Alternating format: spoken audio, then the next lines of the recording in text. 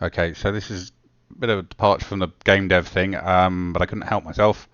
Um, there was so this is from. I hope they don't mind. I'll take it down if they do. This is from the Film Riot, their photoreal CG comp thing, and they were said it was untrackable, and that's I guess that's kind of half true in that things are always sort of trackable, albeit varying degrees of success and how much time it takes to do it, right?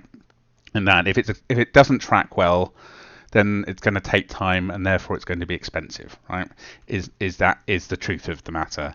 But you can track it. You just need to try different approaches. Now the problem is the a lot of people rely on, well, you can rely on quite heavily on the Nuke camera tracker, but what do you do when it doesn't work? In this case, it didn't work with this scene, right? The Nuke camera tracker, and the Nuke camera tracker is better than the After Effects camera tracker, but it still has issues. And in terms of the basic rule of thumb is if you can track 7 points, three on the floor, three on a wall, four on the floor, that sort of thing, then you can normally get a solve. I mean, how good the solve is, well, yeah, it might not be great, but it is normally you can get a solve. But that's and also if you have 4 points and you know exactly where they are in 3D space, like surveyed points, you can also get a solve. And this is using an old program called Match Mover that hardly anyone uses anymore, but you can get it free on Autodesk,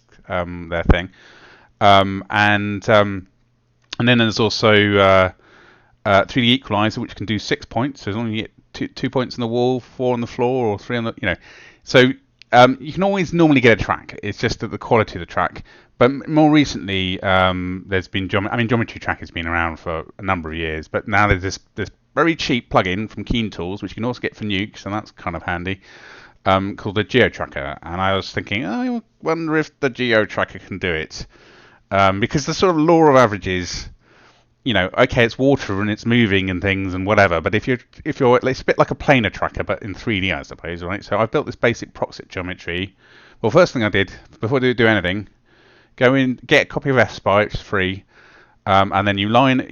I'm choosing the negative Z for the up there, and then you choose, right. I want those to be the X, and I'm lining these up with the verticals and the horizontals and line them up, and then that will give you a load of camera, what do they call it?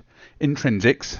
So a load of variables relating to the camera, lens, field of view, and all that sort of thing. You save it, and then you get the Blender add-on, and you open the FSPy file, and it will give you. It only works with stills, by the way. You have to get a still out of your QuickTime or whatever. And I sort of chose an optimal one where we've got all the lines vanishing like that, like so. So it all lines up perfectly, or it all looks like it lines up, because I'm lining up with the whatever those are, the girders or rafters or the beam things.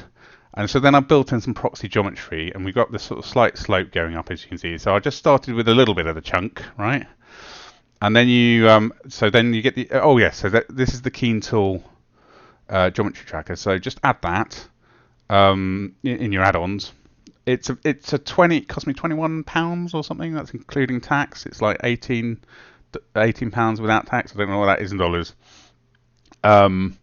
So it's pretty cheap, but it's only for the month, right? So then on the rental, they have various pricing models. Monthly, you can buy it every month, or buy it a year, and it's also freelance, and they have a company license as well. So there's different pricing on that, so you can look for yourself. But this is I've tried before I went down this route. I tried. It is a tricky shot to track, because even if you only have 3 points on the pillars, they're constantly disappearing and appearing, right? So you constantly have to add them. And I tried Synthesize, and I got something that wasn't great. I tried PF Track, I also got something that wasn't great. But this is this is cheaper than both Synthesize and PF Track, right? And you can get it for Blender, so you don't even need Nuke, right? So if you were to use it with Nuke, that would only work with the Nuke Indie. It doesn't work with the non-commercial ones. Just make that clear. But for the vast majority of people, well, it's fine that it works with Blender, right? Being sort of the go-to internet 3D program, regardless of Maya being the industry standard or whatever. It's if you're just doing your own stuff, who cares, right?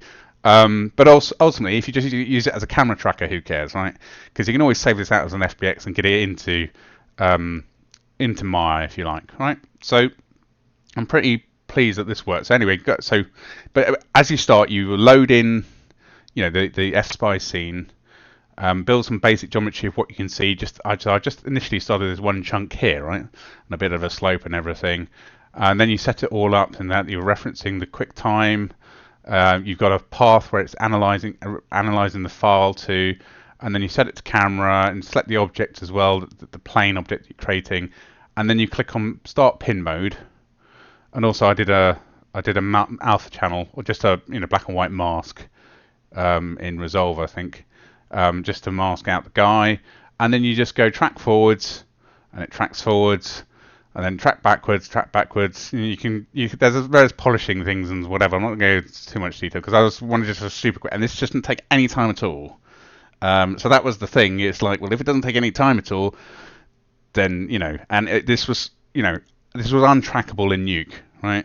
But obviously but I know all the tracking programs pretty much, with the exception of 3D Equalizer, which I've got basic knowledge on, but not super in depth. But and that's the kind of daddy of 3D trackers. But the fact that it works with Blender is great because it's just it's very very cheap, affordable.